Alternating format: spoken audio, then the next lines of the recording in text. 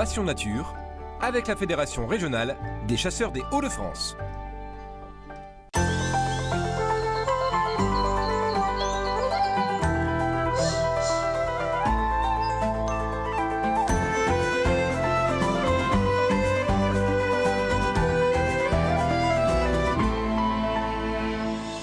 Bonjour à tous et bienvenue dans Passion Nature. Je vous le présente depuis les terres du Hédinois. Nous sommes entre Hesdin et Saint-Paul, des terres de grande culture, et nous verrons comment les agriculteurs les aménagent pour préserver la faune. Le faisan et la perdrix seront nos animaux fétiches dans cette émission.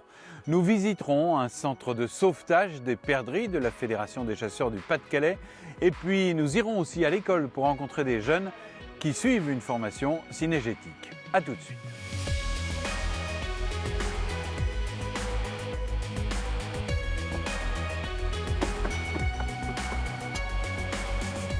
Hop, n'oublie pas la bêche. Bonjour Jean-Guy. Bonjour Axel, ça va? Bon, alors tu nous as trouvé une petite place pour mettre le bac à eau? Je pense que ce serait pas trop mal sur le bout de la sylphie. Enfin, on a différentes bandes où on pourrait le disposer. Mais là, sur le bout de la sylphie, en hauteur, sur un point haut, je pense que ce sera pas trop mal. Ok, c'est bien. On a de l'accès en voiture pour porter les bidons, c'est bien. Eh ben écoute, moi ça me va, ça me convient. C'est pas mal, c'est pas mal. On y va comme ça là? Allez, c'est parti. Bon, on y va. Je monte avec toi? Ouais, allez.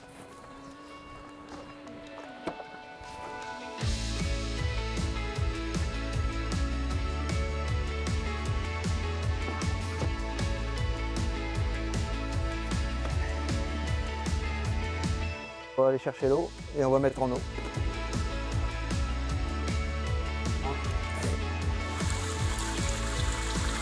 Bonjour Axel. Alors là, vous êtes en train de monter un abreuvoir, c'est ça? Oui, exactement. On vient de creuser un petit emplacement pour mettre un bac à eau. Donc qui fera office d'abreuvoir pour toute la faune en général. Bon, nous, les espèces ciblées, forcément, on est plus sur le faisan, sur la perdrix. Mais bon, c'est toute la faune en général qui va en profiter. Alors il y a des pentes douces, tout ça est fait déjà avec beaucoup de science. Dans quel but? Alors d'éviter les risques de noyade. Il ne faut pas faire pire que mieux. Ici, perdrix comme faisan pourront remonter sans aucun problème parce que les pattes ils vont s'agripper. Et y compris les poussins, quoi. Faut pas que ça... Voilà, bien sûr. Parce que il est possible que dès leur plus jeune âge, les oiseaux viennent s'abreuver ici et ils vont y venir de toute façon.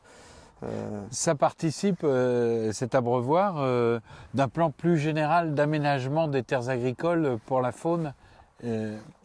Bien sûr, alors ici on n'a pas que ça, c'est encore un petit plus qu'on va amener aujourd'hui sur le territoire. On est ici dans le Ternois, sur un territoire qui est aménagé depuis de nombreuses années par les chasseurs, mais par les chasseurs agriculteurs de la commune qui gèrent ce territoire pour la chasse. Donc vous pouvez le voir autour, on a de nombreux aménagements qu'on peut vous décrire, avec des plantations de haies, des bandes de sylphie, du switchgrass. Il y a vraiment tout un panachage ici au niveau des aménagements qui sont à réaliser. On a de l'agrainage qui est réalisé en plus sur la commune. On a bien sûr la gestion des prélèvements et là, toujours un petit peu plus, le bac à eau. On est à 300 hectares ici sur le territoire de chasse de la société de Fresnois. Donc 300 hectares et vraiment les zones aménagées représentent environ 2 hectares ici sur la commune.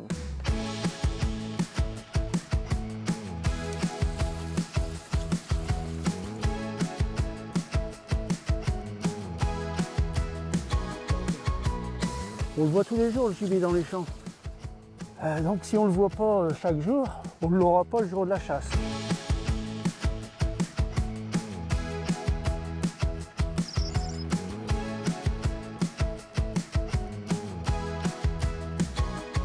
Depuis une dizaine d'années, nos effectifs de perdreaux diminuent, nos coupes diminuent, donc on aménage pour essayer de garder cette population-là viable pour la préserver, quoi. On est en tout début de reproduction à l'heure actuelle, quoi. Je veux dire, les premières pontes, ils ont eu lieu fin mars, là, et à l'heure actuelle, je veux dire, c'est les premières couvées qui vont éclore au niveau faisan, et au niveau perdreau, on est juste en tout début de les premiers perdreaux se mettent sur le nid, quoi. Ils commencent à couver à l'heure actuelle, ils sont en pleine ponte pour avoir des éclosions courant aux alentours, les plus précoces aux alentours du 20 juin. Et après, les petits oiseaux, les petits perdreaux vivent avec les parents, ils accompagnent les parents pour se nourrir d'insectes qui viennent chercher dans nos bandes. Là. Je veux dire, là, on laisse toutes ces bandes-là sans les faucher avec des plantations. Hein, c'est des plantations qui ont 5-6 ans, quoi, des petites haies, tout ça, pour favoriser le développement d'insectes, quoi, parce qu'il faut savoir que les petits perdreaux se nourrissent que d'insectes dès leur premier âge, quoi.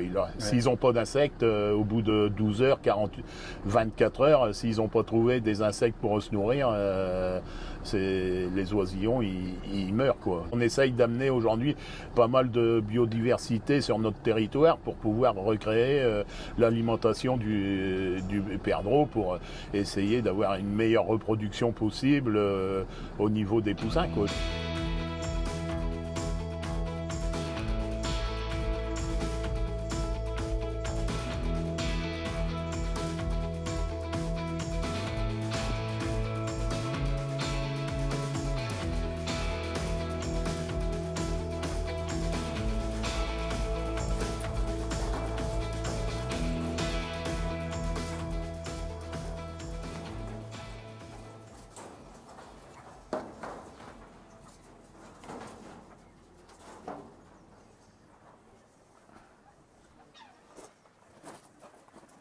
Bonjour Aurélien. Bonjour. Entrez, vous allez nous faire visiter un peu ce centre de sauvetage des perdrix grises.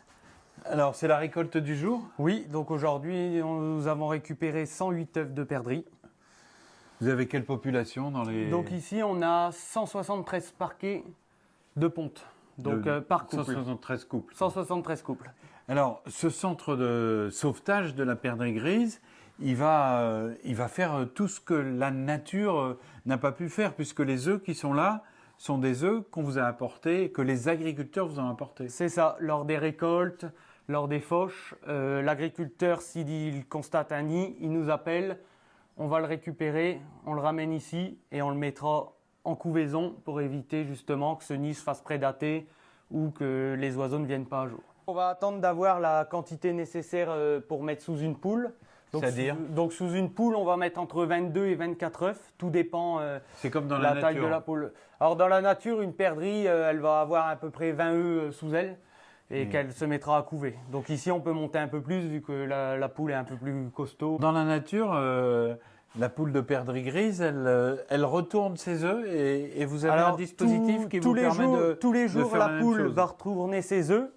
Comme ici, les poules qui couvent. Donc nous, ici, simplement, comme parfois on laisse stocker une semaine les œufs, tous les jours, je vais venir basculer les œufs pour éviter que la membrane colle et que l'œuf serait plus bon, quoi. Ouais. Pour vraiment se rapprocher de la nature et faire exactement pareil. Elles sont au travail déjà? Oui, elles sont au travail. Donc pour l'instant, on a 12 poules qui couvent. Et donc ici, on a les couvoirs. vous nous en montrez une? Alors, je vais vous montrer ça. Donc là, vous pouvez voir la poule qui est en route justement à couver des œufs de perdrix qui arriveront le 1er juin. Alors c'est ça, ça va durer combien de temps? Donc l'incubation des œufs de perdrix, ça dure 24 jours. 24 jours, c'est hyper précis. Ouais. Hein. Alors ça peut varier en fonction de la poule si elle s'est bien mise à couver, mais principalement 24 jours, les oiseaux sont arrivés.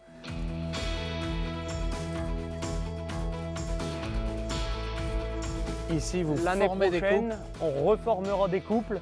Donc Ouais. avec notre procédé de traçage où on est capable de savoir qu'il n'y aura pas de consanguinité et les remettre en couple. Et la finalité de tout ça, une fois que vous avez des couples formés, on les met où ces perdrix? Une fois que ces perdrix-là sont formés, on va les relâcher sur les territoires où ils ont été trouvés pour réintroduire.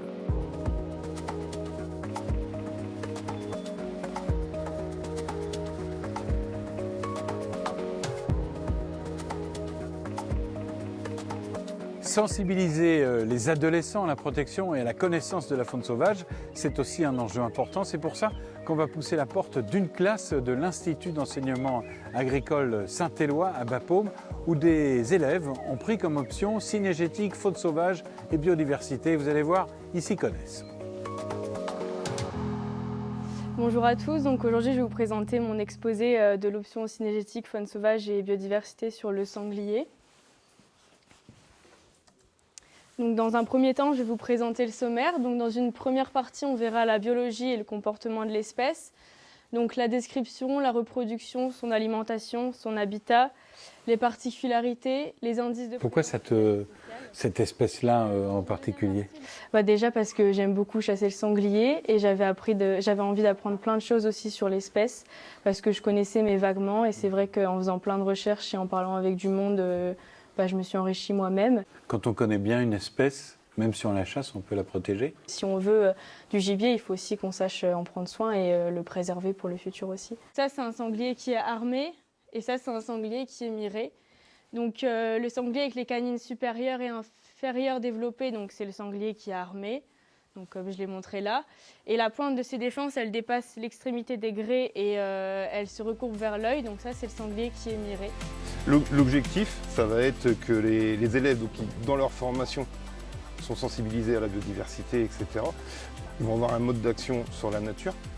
S'ils sont passionnés de gibier, de chasse ou ça, l'objectif c'est que on prend les enjeux cynégétiques avec les enjeux agricoles.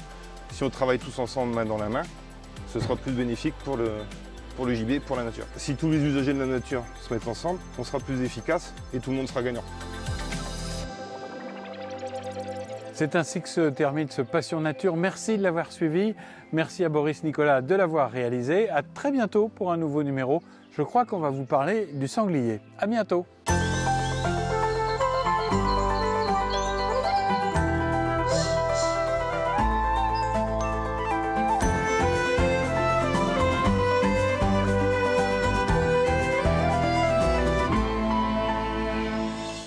Passion Nature, avec la Fédération régionale des chasseurs des Hauts-de-France.